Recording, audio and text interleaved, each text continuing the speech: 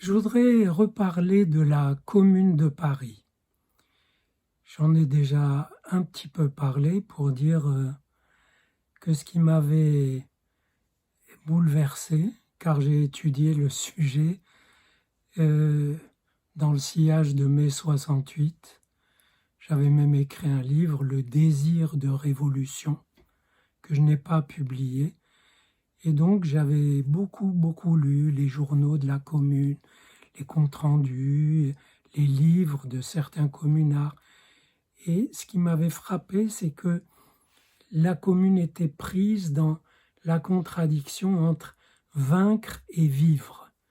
Vaincre parce que le danger était immédiat. L'alliance entre le gouvernement français et le gouvernement allemand, prussien, était évidente pour écraser d'abord la Commune. Donc le danger militaire était là. La menace du massacre était là. Et en même temps, c'est d'une beauté inouïe de vouloir vivre là-dedans, vivre au pied du volcan et ne pas consacrer toute l'énergie à se défendre, à répliquer à l'adversaire, à se préparer à l'affronter, mais à exprimer ce qu'on a envie d'exprimer, ce qu'on a envie de vivre. Et ils l'ont fait avec toutes sortes de petites lois, de mesures extrêmement équilibrées, sages. Et, et c'est très beau et c'est une contradiction qui ne se résout pas en théorie, mais dans les faits. Mais ce que je voulais ajouter, c'est que c'est très important de commémorer la Commune. Et cette année, c'est le 150e anniversaire. Et dans quelques jours, le 28 mai, c'est l'écrasement total, c'est la fin de la Commune. Et à cette occasion, je voudrais dire que finalement, tel que ça s'est passé, ça a l'air bête de le dire, mais je le dis quand même, ça ne pouvait pas se passer autrement.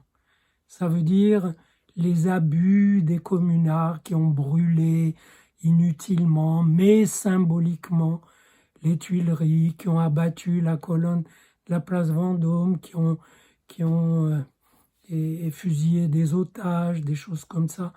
Et en même temps, les abus inouïs du gouvernement de massacrer à froid pendant une semaine, mais la bourgeoisie a réellement eu la pétoche, c'est-à-dire le pouvoir bourgeois, voilà, c'est son nom, et a vraiment eu chaud. Et quand des gens ont peur et qu'ils n'ont plus peur, ils peuvent être horribles. Toute l'énergie de la peur, ils la dépensent en terreur de l'autre. Ils reportent leur peur sur l'autre qu'ils terrorisent.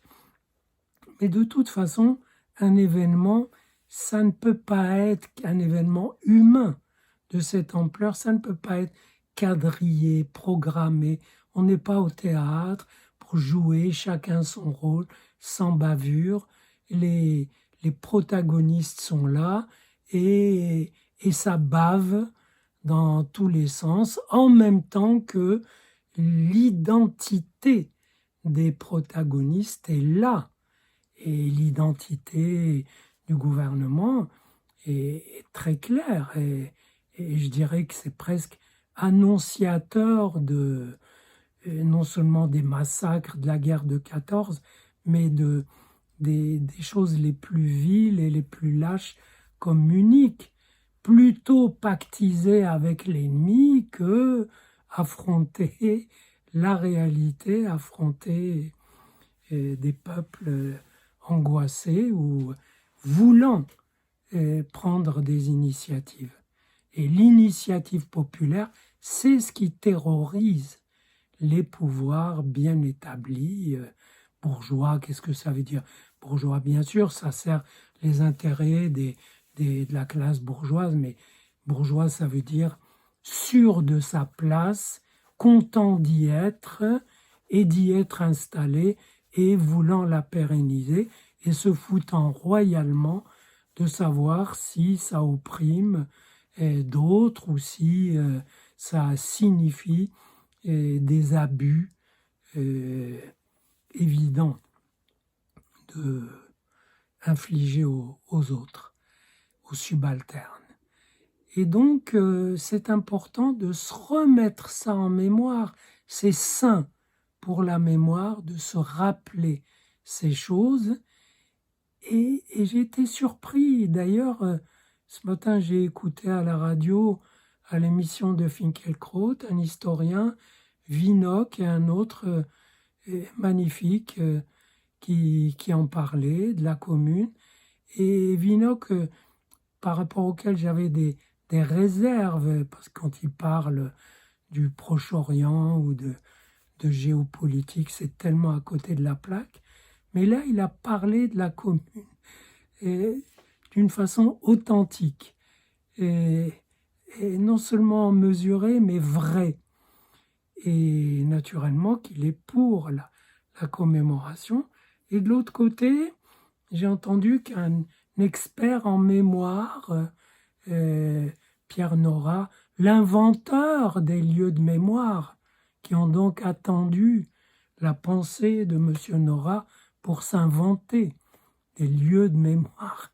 Et si vous lisez la Bible et si vous pratiquez des traditions, les lieux de mémoire, les peuples en font depuis qu'ils existent. Mais enfin, donc, il a inventé en fait de posséder l'expression lieu de mémoire. Et donc, c'est le même qui est contre la commémoration de la commune. Voilà, c'est comme ça. Ça ne fait pas partie de ces lieux de mémoire. Ça veut dire qu'aussi que quand les gens parlent de la commune, y compris peut-être moi, en ce moment, bien que j'en parle avec un certain amour, y compris de l'événement. Et bien sûr, je ne peux pas aimer les Versaillais, mais j'aime l'événement tel qu'il a eu lieu.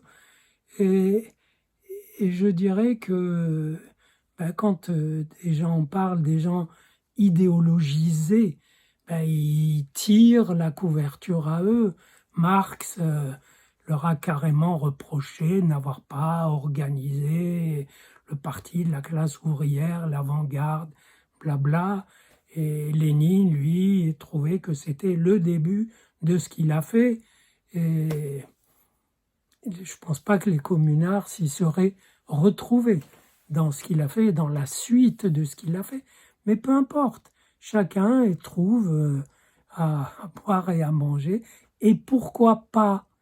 Et donc, Monsieur Mémoire trouve que non, c'est pas bon pour la mémoire. Tant pis, d'autres commémoreront et nourriront leur mémoire avec ça et avec, je répète, cette contradiction qui est en fait universelle, que chacun peut vivre, qui est vaincre et vivre. Bien sûr, vous n'avez pas une opération militaire chacun à faire et avec le choix, est-ce que vous la faites ou vous vivez? Et ça veut dire, est-ce que vous affrontez d'abord les obstacles et vous en venez ensuite à installer votre désir, ou est-ce que vous inscrivez un peu votre désir en tenant compte des menaces, des obstacles? C'est un entre-deux qui ne se résout que dans la vie. Je ne vais pas vous dire, faites d'abord ceci et après cela. C'est une interaction qui est vous, que vous vivez, mais il faut avoir en tête les deux et les interactions possibles. Et c'est comme ça, dans la vie, on ne peut pas s'enfoncer le nez dans quelque chose et puis oublier le reste, parce que c'est pas bon. La chose, même si elle était bonne, devient idiote. Certains préconisent de s'enfoncer dans sa présence. Et qu'est-ce que vous faites avec? Si vous oubliez la mémoire, l'histoire, le reste, que ces gens confondent avec du ressassement et qui ne sont que l'autre aspect de la vie qui n'est pas dans votre cadre.